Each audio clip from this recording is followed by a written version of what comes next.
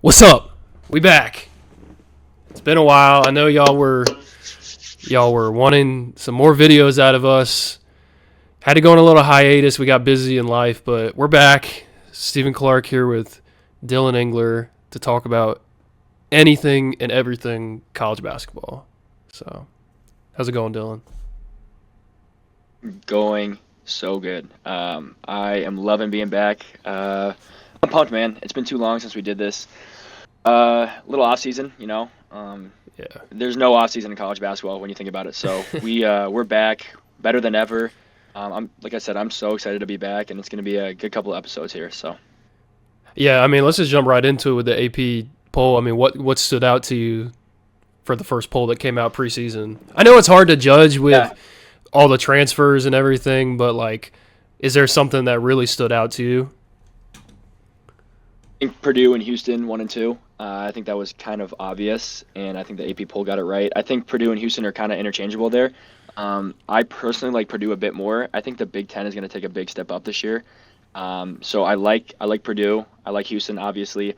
I think Florida is maybe a little low. Florida's at 3, but if you look at like some of the like advanced stats, they have Florida at like 5 or 6. I like Florida, man, and I don't know why there's any reason to not like them. They got some transfers coming in. They got Xavion Lee from Princeton's coming in. He's going to be good, 6'3" guard. He's going to be good. I don't know why you could ever bet against the returning national champions. So I like Florida. Obviously, Purdue and Houston are up there too. I don't know what you think about those, but Yeah, I mean, I know a lot of people have been saying, you say like Purdue and Houston 1 and 2, you can kind of switch back and forth. I've been saying a lot of people say Purdue, Houston, Florida, like you can have any of those three in any order. And like you yeah, said, I mean, it's kind of hard to bet against, the returning national champions. They're bringing back all four front court players, but what got them to that point was their guard play, and they lost everyone. So yep, they got Boogie Flan, they got Xavier Lee, like they got some pieces, but I think the guards win the championships like they showed last year. I think it's gonna be, we can't just come out and say they're gonna win the national title again because of that. yeah. No, that's a good point. You saw it especially in the Final Four. You know, some big shots Yeah. from some key players on the guards from Florida. But yeah, we'll see, man. We'll see. Going down to 5 though, St. John's I think is a little overrated. I think that's a little high for them. I'm not too big on them because I think, like you said, like I was saying earlier, with all the transfers, you don't really know until you see them play. And Yeah, I mean, what do I know? I'm just some schmuck Joe, just reading Twitter like everyone else. But it seems like St. yeah, John's their talent isn't necessarily mixing that well. The chemistry isn't there.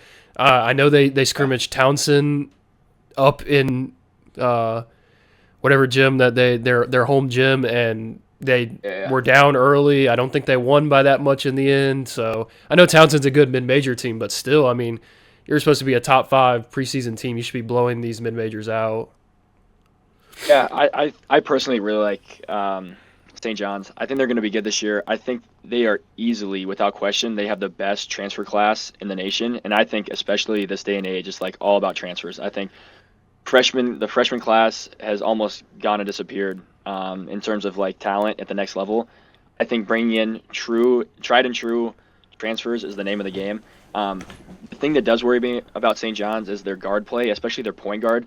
Um, I know that Dylan Darling's coming in from, I think he's from Idaho State, and he's coming in and they want him to step into that role.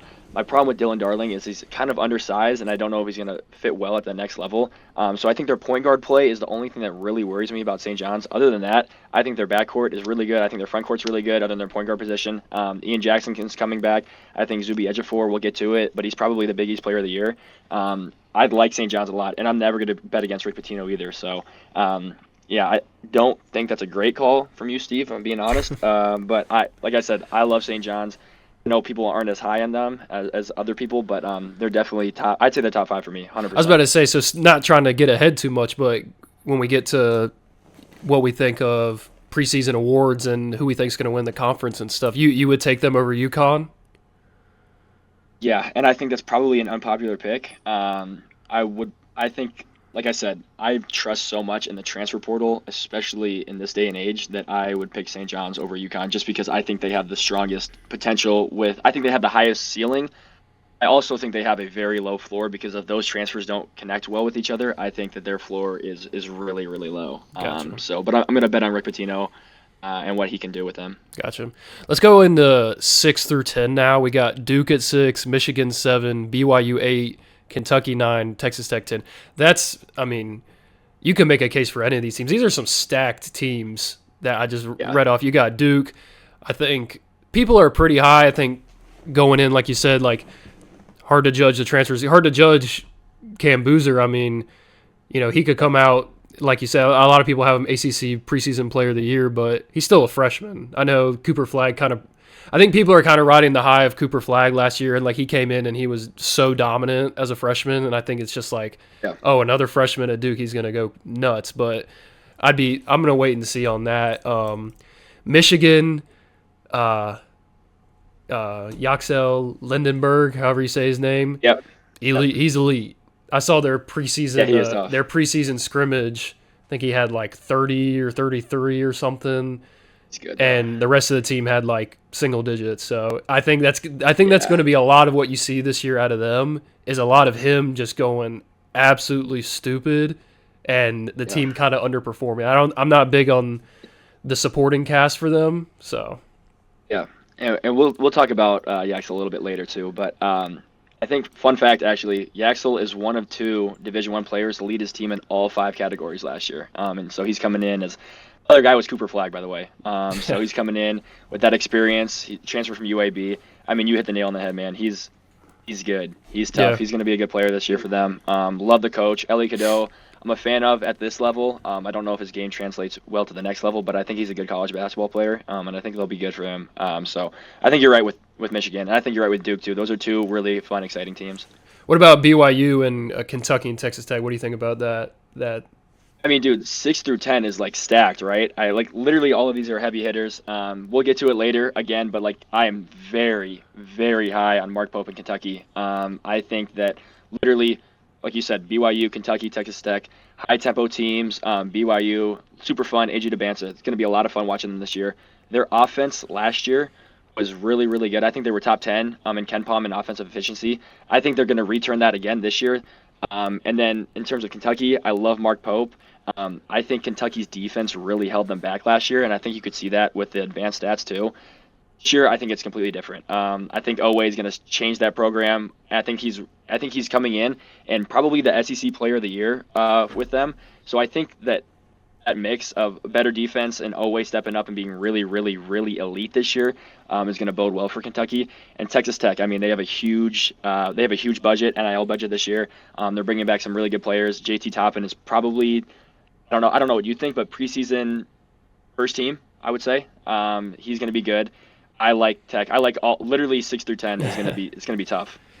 Yeah, what do you think about? I don't know if you saw the point guard for Kentucky, Lowe, from the transfer from Pitt, and he hurt his shoulder. Like that, I mean, that could be serious. I mean, he was supposed to be their starting point guard. What do you think? I saw some people saying that, like, oh man, just like last year with what was his name, the point guard? I know what you're talking about. Yeah, the point guard that got injured, and he was in and out of the lineup all year, but he was solid for them when he was on the floor. Like, what do you think about them saying, like, oh, we don't have the depth? Like, I saw a bunch of people bashing on Mark Pope saying that, like, he had the, NIL, he had, like, the brand to go out and get a backup point guard. They got Denzel Aberdeen. They poached him from Florida, but, I mean, what do you think about that? Yep. It's tough, especially like the one position you really don't want to get hurt preseason. I feel like is point guard. Like that's the floor general. That's the kind of guy that sets the tempo and everything. Their preseason schedule, like leading up to conference, is really really good, really really elite. So I think that's not just something that you kind of put aside. Like okay, he's missing preseason, maybe a conference game or two. Like, I mean that's going to be a big hit. And especially from the point guard position, because that's the one position, like I said, you need to have like locked down. And for them not to have a backup point guard, Aberdeen maybe, but yeah, that's going to be tough. That's a bigger hit than I think maybe Mark Pope's realizing, and I think the people are right about that. I worry about that as well. So. Yeah, I mean a shoulder injury too. Like that's not even like that. That's something that can be easily re-aggravated. Like that's not, So who knows? We'll see about that. No, you're right.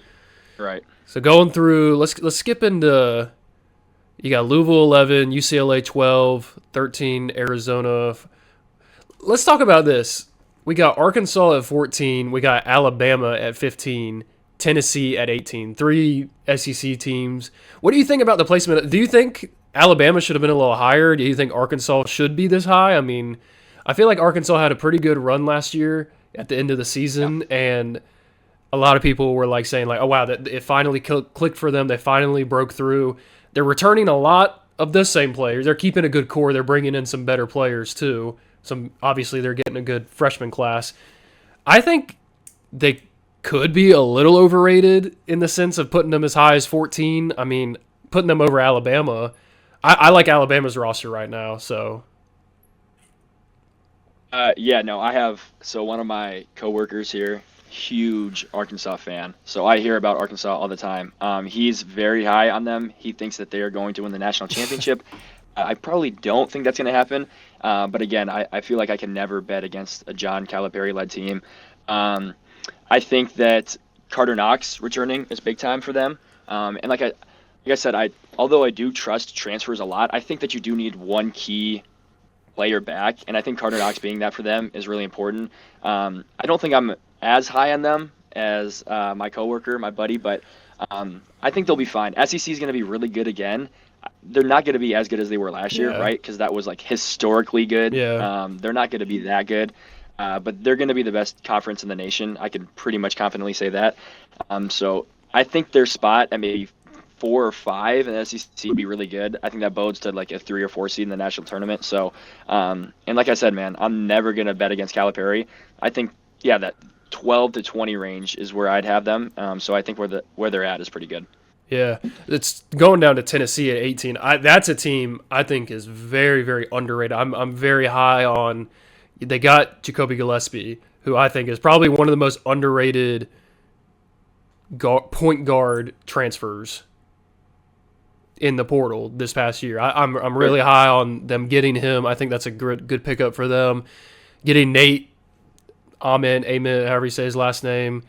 Like one of those fresh. I mean, he'll be a top 10 pick most likely. I mean, they got a good team, and I think they could do something. They got the big man from Vanderbilt, Vernon Carey's brother, who was at Vanderbilt. Yeah, I think they got him. So they could be good. That's all. They return Akpara, the center.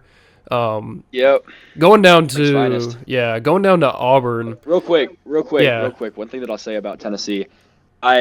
Two things, I guess. One, love Rick Barnes. I think it's so important to have a legendary coach, and I think he's going to be coaching maybe 5 more years, I'd guess, 5 or 6 more years. So him being there, love that. And I'm a huge fan of Ament. Like, I think he's going to be really good, and I think that there's a lot of headlines surrounding Debansa, Boozer, and Peterson, which there should be because I think they're 1, 2, and 3. But like, I think Ament is sneaky 4, and like potential to like get into that spot, especially because like he's going to have a lot of leeway there. So I'm excited. I'm really excited to see what he's going to do this year. Yeah, I think he'll be one of those guys who he's a younger guy. It feels like you have one of these 1 or 2 type of guys every year in the draft that like they're a high recruit.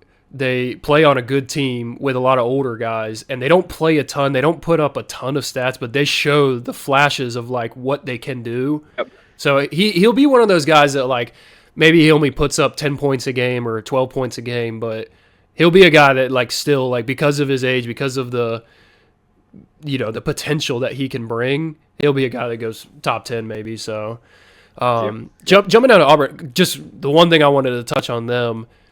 What do you think the outlook of Auburn looks like this year with Bruce Pearl retiring? Like, do you think this changes things? Do you think this, like, what do you think the outlook of this team is? I guess if there was like a Dylan Engler power rankings, it probably drops them a couple spots, right? But I think the fact that all their guys stayed in, it sounds like they're all still pretty committed. His son's name is Steven, right? Steven Pearl. Mm-hmm. Yeah.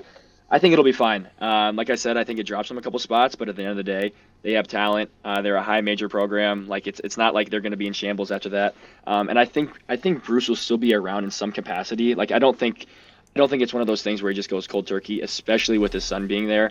So I'm not too worried about them. Like I said, I think it might hurt them in the long run, especially like with that playoff experience that he brings to the table, and that them not having that. So I don't think it's the end of the world, but I don't love it, obviously. Yeah. Yeah, I think that he I almost kind of wish that he would just leave the team. Like, it's kind of weird, like like Coach K. When Coach K left, you don't really see Coach K like coming around to practices. And I mean, maybe he does, and we just don't know. But like, you just kind of see like it'd be a little weird, I think, if he did stay around and kind of still showed up. Just just pass it on, give it to your son, and let's let this be his team. Because I think that's where they're gonna get stuck in limbo, as if like they're constantly going back and forth, like kind of like, I'm still here, I'm still contributing, but like I'm not the head coach anymore. So what say do I have? Yeah.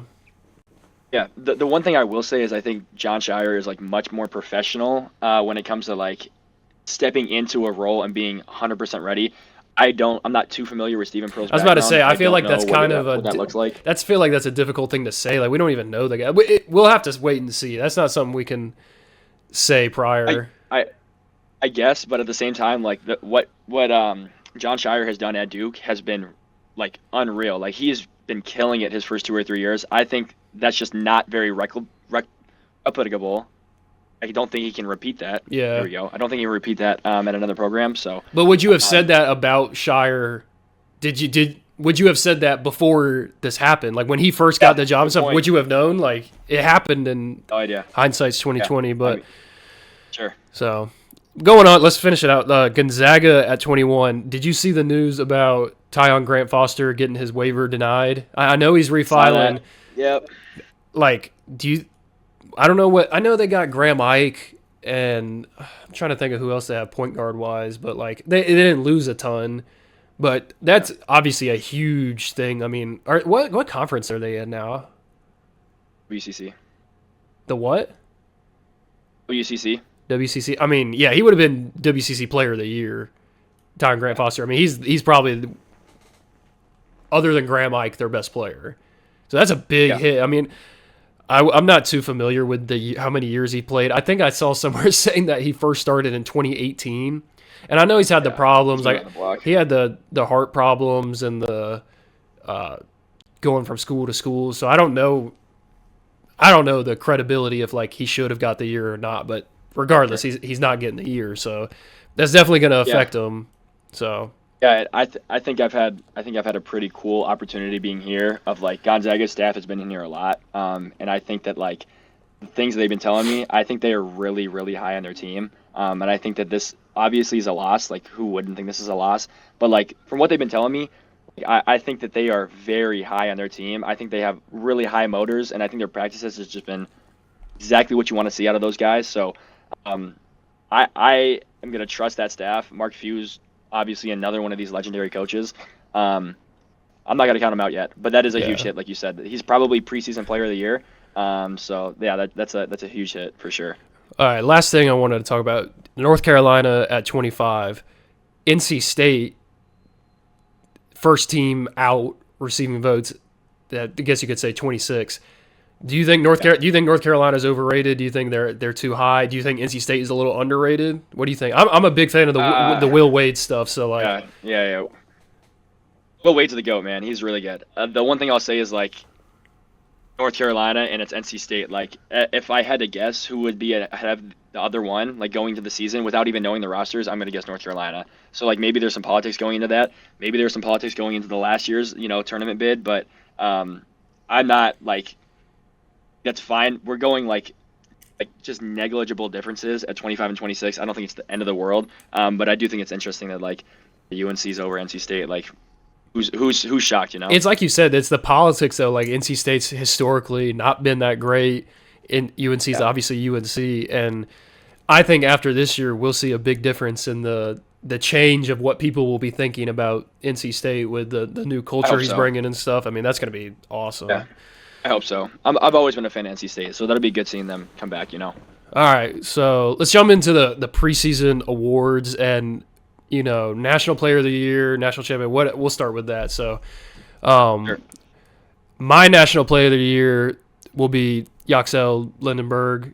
I think, like I said, I don't know really the outlook on Michigan, I'm not big on them, but I think he's going to put up numbers. I think he's going to put up 25 points a game, maybe, like something crazy. Like they're going to feed him. So I think strictly off numbers, he can be the player of the year. And as long as Michigan like stays relevant, like as long as they just stay ranked or something or something like that, like I think he could pull it Win off. the race. I mean, because I mean, you got the other guys like Braden Smith and those other guys who are like they've been in the running for years, and like Braden Smith could have an average year, and I feel like he's probably still going to be top 5 in the voting just because of like he's obviously like one of the better players on a good team. Like, so I don't know. I don't want to not trying to speak for you, but you go ahead with who you had. Oh, you took it. You took it away, Steve. I'm going Braden Smith. What a beast, man. And I think he hasn't gotten the flowers he deserves until this year. I think he's finally starting to get some recognition behind him. He's probably breaking the NCAA record for assists this year. So, like, as long as he doesn't blow it, I think it's just his race to lose. I was thinking about this the other day. Like, if it was like, I'm very, very high on Braden Smith, by the way. If it was Braden Smith or, like, the rest of the field, pick for National Player of the Year, I'm probably going Braden Smith. Like, I think he's like that good, and I think that the voters are finally like going to be able to see like, okay, this guy's been around for his 4th year now, and he's absolutely killing it. We almost have to give him the award at this point. You know what I mean? That's what another point I was going to make with these awards, whatever. When we get to like SEC Player of the Year or whatever. Yeah. In my opinion, the players that I'm picking are people that I think stat wise will deserve. I think there goes so much more into it, like the politics and all that. Kind of like you said, like he's been in the running for Player of the Year for the last 2 years. Like, he is like it is his award to lose. Like, unless he just like plays like absolute crap. Like, yeah, he's gonna get it. So, all right, let's go to Freshman of the Year. Who did you have Freshman of the Year? For the whole country. AJ Dabansa. I've been big on him. I think Peterson's actually ranked higher. I think on ESPN he's ranked higher, and I think on 24/7 Sports. Actually, I think on 24/7 Sports, Ment is first, which is shocking. But dude, I mean, we saw the preseason game, we saw the exhibition game. He had like 30 points. The one thing that did worry me is I went back and watched a little bit on Synergy of his game because I wasn't able to watch it live. He had some like pretty bad defensive lapses where it's like, dude, like that's just like basic basketball IQ. Yeah. Like that's just like bad. However, basketball IQ doesn't really show up in a box score, and if you're voting on stuff based off of box scores and based off of stats, that's not going to show up. He's a monster, like 6'9", long, athletic, really athletic, and jump out of the gym. He's going to be given the keys at BYU, and I mean rightfully so. Like he's a really good player. I think he's probably preseason 2. I'd say I think Peterson is probably the betting favorite. I like Dabansa a lot. And they're going to be playing a high tempo offense where he's going to get a lot of possessions in. He's going to be playing a lot of the game. Yeah, that's my pick, and it's honestly pretty not so close for me. I also have Dabansa, but I think it's a lot closer than you think with Darren Peterson. I think it's all about the position that they're put in and the team and the environment they're in, because you look at Darren Peterson, and I feel like all I've heard this preseason is that he is the guy for them. Like, he is going to be their number one player, like, no doubt about it. And I kind of disagree in the sense that you say AJ's going to be he's going to be given the keys, because, you know, they're a what's the word? Like, they've been a team that's good for the past year. I think that coach has only been there a year. Like, they've been relevant, and like they're building off of that. It's not like they're just bringing in a bunch of new players. They got Rob Wright from Baylor. They got the pretzel guy or whatever his name was, Richie Sanders. So they got players that have been in the system. Maybe not Rob Wright, but you know, they got guys who've been in the system. I don't think he's just going to come in and we're going to be like, yeah, AJ, he's not going to be scoring 30 every night. And I think that Darren Peterson, he will be, because Kansas is on the decline, in my opinion. I don't think they're not getting those as many big time recruits anymore. They're not necessarily that blue blood that they used to be, And Sure. I think But to stay relevant. agreed. No, Yeah. agreed. I do think if they put up similar stats, the fact that AJ's on a better team is going to bode well for him, and I think that that's probably going to get him the award, just because BYU is probably going to be more relevant and have a better record this year. So I almost think that what you're saying actually favors Debanza in the long Yeah. run. That Well, makes sense. another point I was going to make is one thing I also like about AJ is his confidence and his demeanor in the basketball player that he is. That goes a long way, and that I feel like that Yeah. translates to good NBA players. Is they come in and they're confident in what they do. Like they're not like, oh, 100%. like big 100%. stage. Like I'm trying to find my fit on the team. Like he's gonna come in, he's gonna be like, I'm Yep. getting mine. Like no doubt about Yeah, it. So and I think you can even see it in like the media when he's like getting interviewed. Like he's very Yeah. well spoken. He knows what he's talking about. Like he's not one of these guys that is like shying away from the moment. Like 100%, he's very confident and knows what he's doing. yeah. Let's go down to hidden gem of the year. I think just to touch on some other thing. We both had Joseph Tugler, defensive player of the year. I think that's a pretty safe pick for most people. And then we both had Yaxel Lindenberg for transfer of the year. So Yeah. we've kind of talked about those already. Hidden gem of the year, I had Silas Demery, Georgia, going to UConn. Interesting. That's something. Well, when we were talking about the Big East, and I like UConn this year, and you were talking about coaches and stuff. Like, what better coaches there than so?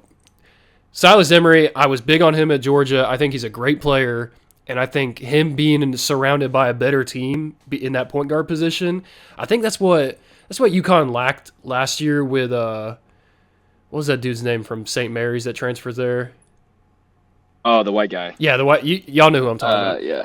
He was lackluster for them. I think he's what held them back last year because he was supposed to be like he was like counting on him for sure. he was a top 5 transfer, and they're getting Silas Demery this year, and I think he's going to be able to fit into what Dan Hurley wants. So I think that's going to be a good fit, and I think you're going to see him make a big jump from even he was already like a great player at Georgia. I'm good with that pick. That's a good pick. Yeah. I went with a guy, Mustafa Athiem from Cincinnati. I'm not going to pretend like I knew much about him before the season because I didn't. I just really like how they played yesterday, and I did some digging. Averaged 10 and 6 as a true freshman. This hit 7-2 from Senegal. So already the ceiling's very, very high. He had 16 points on their win yesterday, which was a big time win for them. I like him. I looked at some of his stats. Went back and watched some film on him. He's good, man. He's got a high ceiling. Like, obviously, a 7'2" kid from Africa is going to have a very high ceiling. But, like, in terms of his mechanics and his feel for the game, I think that I had a check mark on both of those boxes for him. I like him a lot. I think Cincinnati's going to be a lot better this year, too. I think that's one of those teams where it's like they've been on the decline and not a lot of people are talking about them. And maybe Wes Miller is having some hot seat conversations, unfortunately. I love Wes Miller, but I think that, like, that's been year 4 or 5 of him like not performing at the level where Cincinnati usually is at. Yeah. So I think they got preseason votes for the AP poll. If not, they're pretty close. I mean, I think they're top 30, top 40-ish team. So they have some. I think that they have a good chance at being ranked this year, winning a couple games in the tournament, and I think that's going to be really big for Wes Miller. And like I said, I mean, going back to Mustafa, love his ceiling. Love his floor, too. I think he's really long, really athletic, and the feel for the game is always something that I look for, and that's definitely there with him. No votes they didn't get any votes preseason. But what team was he at? Was he at Cincinnati last year? Yeah, he was. Okay, so he's building in the system. That can go a long way. So on Evan Mia, they're 29. So that's pretty good. What are they on KenPom? Right now, since he is 36. So they're in the 40-ish hunt. team. Yeah, they're in the hunt. Yeah. Sometimes the AP poll is kind of whack, anyways, just because it's you ever gone and like you can see like what each voter who their top 25 was and stuff. Yeah. And sometimes they just it's like they don't even watch what's going on. Like sometimes it's just so biased. Interesting for sure. Yeah, let's go down to each conference now. We'll just kind of go through all of these. Let's start with SEC. Who'd you have player of the year and team of the year? Take it away, man. Like I said, high in Kentucky, he's going to be a beast. I'm really looking forward to watching him play this year. Another guy that has a really good feel for the game. I think his shot has come a long way. And I like Mark Pope. I like that he's in that system. I think it's going to be another high-paced system. You know, he's known for his fast tempo plays. I think they're actually one of the only Power Five schools that's in like the top 20 of tempo. So that's going to be again like a lot of possessions, just a lot of possessions for him. Which again, if you're getting a lot of possessions, you're recording a lot of stats. So I think automatically his number is going to be inflated. I think he's going to play a lot of minutes for them. I love him. I love the kid. I love the team. I love the coach. Like I think he's going to kill it there. Who's your team? At Florida, so it's kind of if I'm being completely honest, that's kind of a hedge. I think Kentucky is going to win the national championship. I think they're a little bit slept on, but I do have Florida winning the SEC. Again, I think that's a hedge of some sorts. The other thing is I think Florida's experience returners from last year is obviously that's going to be a big key for them. So I like Florida. Obviously, Golden knows what he's doing. That's gonna be it's gonna be another fun year. Like they're another team that's super high tempo on offense. I think their defense again is defense number 6 in the nation. Like last year they were a top 4 team in the nation on defense the entire year. I like Florida, I do, but I think Kentucky's getting the national championship and Florida's probably going. If I had to guess, I go Kentucky national champion, Florida regular season champion. Interesting. I guess I'm going between two people. I had someone else, but I do think Owe is going to win it. But if I had, I'll say this, a dark horse, Josh Hubbard from Mississippi State. I swear if Mississippi State could just put together a top half of the SEC, maybe a little bit better than that, maybe like a top third of the SEC, I think he could win it. Because he is a flat-out hooper. And I think if his team is even remotely good, like if they even what is there, 18 conference games, if they won 12, if they went 12-6 or 13-5. Yeah. I think 12 that's a big ask, and I don't think it's going to happen, but if they could do that, I think he could be a great player. I wonder Yeah. It would have been cool to see if he would have transferred and gone somewhere else and gone to a bigger market, but Yeah. I got one for you. What about Alex Condon? I think all of these bigs for Florida are kind of interchangeable. Like, I think, hot take, I think Micah Handlogden is a better big than Alex Condon. I think he sat out. Very interesting. He sat out all last year because of broke his leg in the year before, and he burned his redshirt year to play the last 15 games and win the title, which turned out to be a good payoff. But and Chinulu or whatever his name is, him. Chinulu, yep. Thomas, I don't know if Thomas Howe is technically a big. He's kind of more of a wing, but they're stacked. You could play any of them on any given night. They're all going to be. I don't think Alex. Not to say Alex Condon is bad, but I don't know if he's first team SEC talented. Yeah, I'm with you, man. I mean, it's. I think we have to put it in perspective. Like these guys are SEC basketball players. Yeah. Obviously, Condon's a great player. Yeah. I don't think that he's one of the top 5 players in the SEC. Honestly, if you go back and watch the games that they played last year, especially in the tournament, dude, he was honestly somewhat of a liability. Not really on defense, but on offense, he struggled at some points, and he was getting pushed around in a lot of these games, a lot of these closeout games. I don't love him. I wouldn't put him in my preseason AP poll or preseason number 1 team. Not a fan. I'm interested. But say this. It's kind of hard. Very interesting. You agree? It's kind of hard to not put one of them in there. I mean, they're one of, if not the best team in the SEC. It's kind of hard not to put one of their players on all SEC first team. So it's kind of you kind of take your choice. I mean, I couldn't have seen them putting. That's kind of how I feel. Okay, so going into this is going into my team to pick to win the SEC is Tennessee.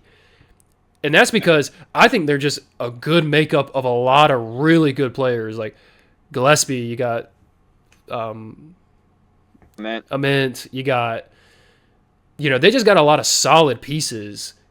And not to say any of them's going to, Ament's not going to win SEC Player of the Year, but he's going to play really well, get drafted in the lottery probably, and they're just gonna be solid like they always are. Those Rick Barnes teams are just tough nosed teams. That's all you can say about that. Yeah, they are. It honestly does remind me a little bit of Florida as well, like almost like do it by committee. Like I don't think Florida has that star. I don't think Alex Condon's their star. I think Lee's gonna be big for them. I think Boogie Fland. We talked about Boogie Fland earlier. Yeah, I mean that's what it's gonna come down to is if those guards can deliver for them. And I like Boogie Fland. I think Boogie Fland was like one of the better pickups in the portals, but it's just you don't know. You don't know what's gonna happen until they play for that team. Let's go to ACC. Right. This is gonna be interesting. I got some hot takes in the ACC. I'll go for it. I got NC State winning the ACC in Will Wade year 1. Yeah, that is a hot take. I'm big on it. I've been watching all their videos they've been posting online. I just think they got a good team, and I got Darion Williams winning Player of the Year. I'd say this because I know you'll probably say Duke. I don't know who you picked, but you probably picked Duke, and you probably picked Cam Boozer. Did you? Yeah, you did. You did. When I think of Darion Williams matching up against Cam Boozer, you got a seasoned veteran going up against a freshman, and not everyone's Cooper Flagg. Like, not every freshman that comes in is going to be the best player in the country. So, I just think you take the edge there. You know, Cam Boozer's like a big boy. That guy's like 6'11", like 240. Pause. He's a big boy. He's a big boy. He is. Yes, a big man. I'm not really worried about Cam Boozer.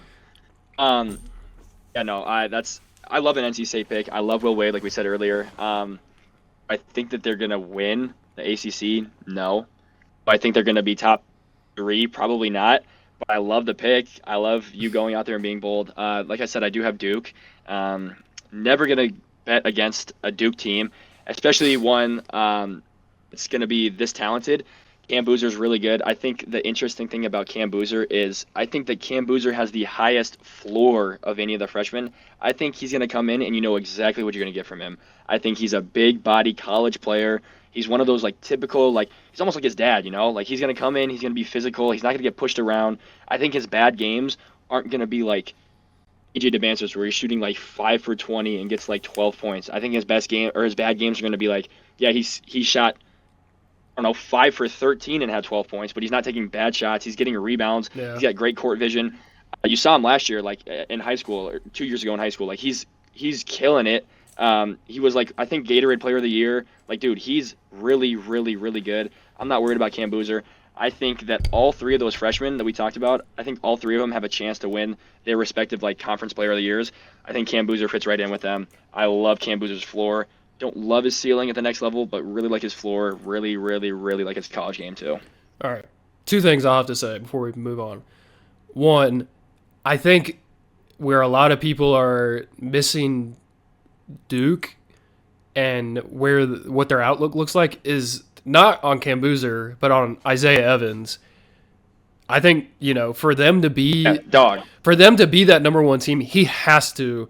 You saw the flashes, like you saw him against Auburn at home. You saw that like he's got that demeanor about him that he can be the best player on that team.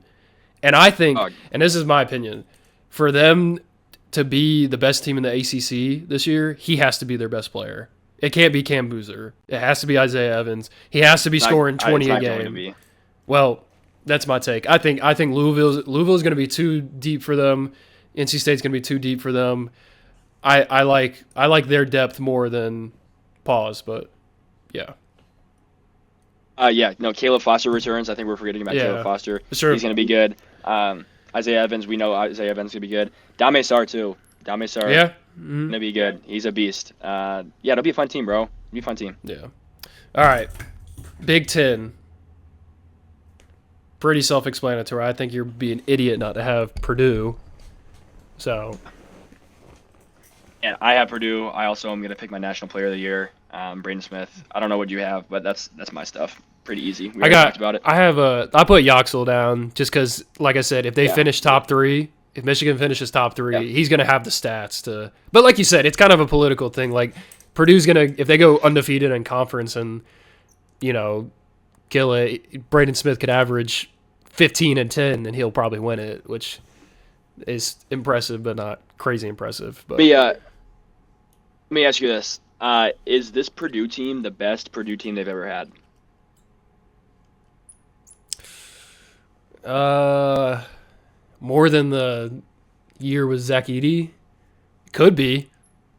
Could be. I don't know what that big Oscar something from some school out in Montana or San whatever, but that big Omer coming, Meyer? huh? About Omer Meyer? No, his name's like Oscar Clough or something. Some big I man. They got a I big man to pair up with Kaufman uh, Wren. Kaufman Wren. Beast. Yeah, like he could. They're just returning a lot of the same play. Like you're comparing this team to a team. The other best team ever would probably be like what 2 years Yeah. ago, Yeah. and like you know, I think Zach Edey kind of capped their ceiling of how good they could have been. I think this team could have a bigger ceiling. So if that answers your I question at think, all. yeah, Braden Smith, preseason player of the year, But he's not going to be. probably national I player don't of the think he's. year when it's all said I and don't done. think he's going to be any different than he was 2 years. Like his. I don't think he's going to be so much more of a player than he was 2 years ago. He doesn't need to be, and he doesn't need to be that much better of a player than he was last year. But Like, they're he was really good last year. but it's just the same players. That's what I'm saying is like I don't really see what that next step looks like for them as a team because they're just bringing back the same guys. Like they're Trey Kaufman, Wren, Braden Smith, Fletcher Lawyer. Like who are they really getting that's going to take them to the next level? Because they've already shown like what their ceiling is. They have Omer Meyer. He is a European player that's coming in as a freshman. They're really high on him, like in the combo guard position. I think he's going to be really good too. And like, dude, this is the age of the transfer portal. Everybody's getting transfer portals. The fact that they were able to keep their roster together and like, dude, I listened to a podcast with Matt Painter in it. I am a new Matt Painter fan. I love the way that he's talking about his team. I think that like I listened to their like media day stuff. They think they're going to win the whole thing. They think they're going to win the national championship, which they should. I mean, they're Yeah, the number one team. I would hope they would if they all Yeah. come back and they don't go get their bread. They're good. They're good. And I'm going to put my chips on Braden Smith. I am all in on Braden Smith. I think they're going to be nasty. I honestly, I think that they're the best team they've ever had there. Interesting. All right, Big 12. I'll just say mine, and I'll just let you not argue with me. I got JT Toppin, Player of the Year, and Texas Tech winning it. Yeah. So you go from that, from what you think. I think the Texas Tech pick is a little bit crazier than the JT Toppin pick. JT Toppin's a beast. We saw it last year. What he did in the tournament made me like just way like more of a fan of his because that's the biggest stage they're going to be at. And he was absolutely dominant throughout the tournament. I think he averaged a double-double, was scoring 20 points a game easy. Huge for them. And his upside's really big. I think that it's so interesting with all this portal stuff. Like, I think that's another guy with the NIL stuff. I think that's another guy that, like, leaves last year probably and is, like, a late first round, early second round pick. But because of, like, the value that NIL brings to college basketball, it's cool to see, like, him stay. Because I think they gave him $4 million. I think they gave him $4 million to stay. Like, he's not staying 5 years ago. You know what I mean? He's Yeah. going late first round, early second round. So I think that's a huge benefit of NIL is like the amount of like talent that's in college basketball now, especially with all these Europeans that are coming over now. They just passed a rule that like G League players can come back if they're still eligible for. I don't know how I feel about that, but like it's never a bad thing to have talent. Like there's just an overflow of talent and an overflow of money. So like off topic a little bit, but like that's awesome. JT Toppin, big fan of his. I think it's Houston's to lose. I don't think Texas Tech is going to be as dominant as Houston. Kelvin Sampson knows what he's doing there. I talked about this last year, but like, dude, he's just one of those guys that's like they're never going to beat themselves. They're never going to beat themselves. The only time they kind of did was the national championship game, but even then that was like the last like 30 seconds, minute, like or two, I guess the Final Four game. Love a Kelvin Sampson led team. They're going to be. I would not be surprised if they're number one on defensive rank number one on Evan Mia, defensive rank number one on Ken Palm. It's going to play, dude. That's going to play no matter what. And if they can have their offense top 10-ish in college basketball, they're bringing back Uzan. They're bringing back Tugler, probably defensive player of the year in my opinion. Who else? They got Sharp again. Like Sharp, I know you love Sharp. You're a fan of Sharp. I love Sharp too. I mean, bro, they're going to be so good this year. Like I said earlier in this episode, I think it's Houston and Purdue, bro. Like I think that they are interchangeable, 1 and 2, set in stone. But obviously, dude, we don't know anything. If we did know something, we'd be making a lot of money doing something. Well, we don't. So I love them. I love Houston. I think that they're going to be really, really good this year. Player to think about, and to think about when the season comes to conference play and we're looking back. Donovan Atwell. Yep. For Texas Tech. He played at UNCG. Oh, UNC, yeah. They played locally. I've seen him play. That kid can shoot. That kid can flat out shoot it. Sure. And I think shooting translates. Like he's a confident shooter. He's gonna come in. He's gonna be an immediate plug and play guy. Like he's a guy that you could put in, and he's gonna probably average 12, 15 points a game just shooting threes. So who's your player of the year for Big 12 though? I believe I have Big 12. Oh, AJ. So you're gonna put a freshman. You think he's that good? No question. You think he can win it over any Houston player, their best player? Yeah. And I don't think he has a chance to win it over JT Toppin. It's like you said. It's the politics of like JT Toppin. Like he's probably top 5 in National Player of the Year odds, and he's coming in, and it's like his award to lose. Like he would have to like not play the season, in my opinion, for AJ to win it over him. AJ would have to average 30. No. That's just my take. BYU's not going to be better than Texas Tech or Houston. What? BYU's ranked higher in the polls than they're not going to finish. I'm saying that. I'm saying it. They're not going to finish higher than them. So I don't think. Okay. Well, regardless, I think it's a crazy take for you to say that he has to average 30. Like if he got 22 and 7, bro, he's going to win National Player of the Year. I guarantee it. As a freshman. Whoa. 100%. Well, he's not. Cooper, like, he's no, not. Cooper was getting 22 and 7. He's not averaging 22. AJ DeBanza won't average more than 20. I guarantee that. I think they have a great team, and I think they got a lot of pieces that they're like. He's not going to be chucking that many shots to get that many points. Our whole team's going to be shooting a lot. They are high tempo, man. I'm telling you, bro. Those teams that play fast, their stats are inflated just because they have so many more possessions. Like he's going to get a lot of opportunities to do it. All right. Well, last one. See, man. Yeah, Big East. I've got UConn, and I got Alex Karaban winning Player of the Year. I think it's finally his time. I think it was a big topic of a conversation last year if he was going to stay and come back for this last season. And he stayed, and I don't think he had that great of a year. I mean, kind of underwhelming for what they expected. So I think this is the year with a better roster, returning Terrace Reed, who's underrated big in Thank you. Come on. So underrated big. They've got the pieces. Yep. So I think this is his year to win it. Yeah, I've always been a little disappointed. Like every season Karaban comes back, I'm like, okay, dude, he's gonna be good. He's gonna be really good. And I feel like he's always just a little disappointing. You know what I mean? Yeah. I think. Okay, so I picked St. John's. I think I picked St. John's a little bit as like devil's advocate. I do think UConn's probably better, but like I said earlier in the show, I think St. John's. I do believe they brought in the best talent in terms of like transfer portal. I think that they are number 1 in terms of talent. My Big East Player of the Year is Zuby Ejiofor. He's the only guy that was like preseason number 1, or not preseason. He was first team last year. He's the only returner to be first team last year that's coming back. Again, St. John's going to be good. Best player on the best team, I guess, kind of award there. That's really all I need to say about that. I get that. I think the big key for St. John's, like I said, we talked about earlier, can the chemistry of fitting all those players, can they get that to work for them? Like, can they get all on the same page? Bryce Hopkins, can he stay healthy? Yeah. Dylan Mitchell coming off the bench. Like you said, they've got tons of talent. They've got it. It's just they're deep. Can they make it work? Because that's not always. It's always proven that like you've seen the past 2-3 years with the big NIL and transfer stuff going on is like you can get the most talented players, but like, are you going to make it work? Yeah. So. Yep. Agreed. Before we close out this show, this is like so like impromptu. You have a shout out of the year? I have a shout out of the year. Shout out?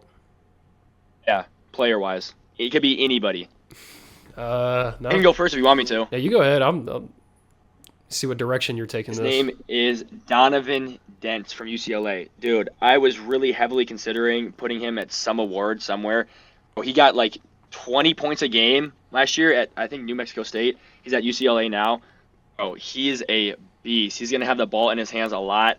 I wouldn't be surprised if he gets 22 a game this year. Like, he's going to be really good. That system fits him really well.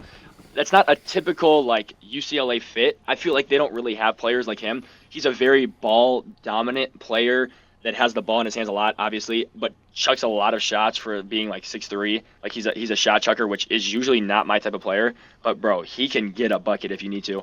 And sometimes basketball is literally just go get a ball if you have one, but that's mine. We had some technical difficulties there. You kind of glitched out, but at the end there. But Right. I think we're I cut out. just at the last second. This is really impromptu. Like you said, this is impromptu because I was just thinking about this. Tell me what you think. Shout out. He's a guy I played with. He was at the Citadel. He's at FDU now. Cole Alexander for FDU. If you're listening now, Cole, I believe in you, man. Big things coming this year. Watch out. That's all I'm gonna say. We'll leave it at that. I'm a fan of that staff. I actually ran into one of their assistants, not Hayes, but one of their other assistants at one of the JUCO jamborees we were in. So we talked for a little bit. I think they like their team, which I hope so. I feel like every coach in the nation likes their team, but I kind of got the sense that they really, really like their team. So man, I hope they make the tournament this year so I can get some free ticks going to a March Madness game or something. Maybe they can get another upset brewing. Yeah, that's true. All right, well, good episode. Good first episode getting back into it. I think our goal going forward is to just recap after every season. I think we'll probably it's October 19th today. Season starts in 2-3 weeks. We'll probably wait. We'll probably digest that first week, and then after that first week, we're going to get a little recap, and we'll just keep going from there. We'll just keep recapping every week. We'll see kind of going over the AP poll, talking about teams and other conferences that we want to talk about, player updates, stuff like that. So, yeah, Steve, regardless of what we talk about, man, my time on here is always so much fun. I love talking to you, man. I love talking college hoops. So whatever we do, man, it's worth it for me. Yeah, man, this is fun getting to catch up, getting to talk about sports, especially because we used to play, and now I probably haven't touched a basketball. I'm going to play pickup tonight for the first time in like 3 months. Go. And let's go. I think people don't realize that, like, once you stop playing, like, when you go from like this is like your whole life, like you're just talking about college basketball all the time. I mean, I remember like we would be sitting in the locker and we'd be talking about, SEC and Big 10, Big 12, and we'd be talking about all the games and stuff, and then like we all go our separate ways, and then it's like, well, shit, like what do I do now? So. Yeah, so it's nice to get to chat about this again. Yeah, no, I'm very lucky to be still in college hoops, I guess, in a way, here at Link. It's fun, bro. I love it. I want to do this forever. So it is the change of perspective going from player to coach has been huge, like complete 180, but I'm loving it. I'm really looking forward to the season. We could talk about this stuff twice a week, man. I really do love it. So I'm pumped to do this again for sure. Yeah. Well, good to see you, Dill. We'll like I said, we'll be back. I think before these episodes, we had to go with some changes internally. Dylan's in now. Dylan's in. Nathan's out. We'll still bring Nathan back on, but like college basketball is really me and Dylan's thing.